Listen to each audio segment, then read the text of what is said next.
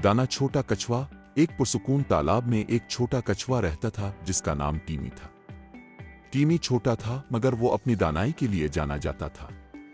वो अपने दिन पानी के किनारे बैठकर गुजारता, मेंढकों को छलांग लगाते, परिंदों को अलिफाती और मछलियों को तैराती देखता। एक दिन तालाब के जानवरों ने एक इजलास किया।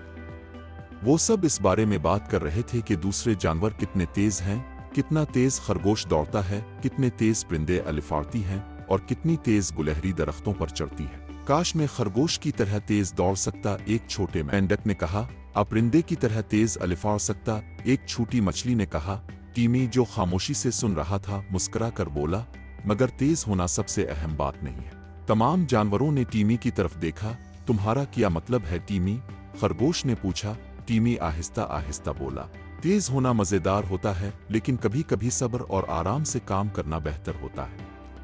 देखो, मैं सुस्त हूं लेकिन मैं हमेशा अपना वक्त लेता हूं और सफर का लुत्फ उठाता हूं। अहम बात यह है कि तुम जो हो इससे खुश रहो और अपना बेहतरीन काम करो।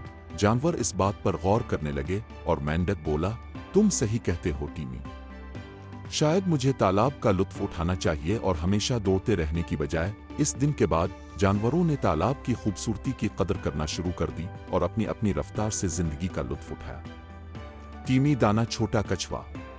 मैं उन्हें यह सिखाया कि कभी कभी सुस्त और पायदार रहना ही जीतने का तरीका है और अपने आप से खुश रहना जिंदगी गुजारने का बेहतरीन तरीका है।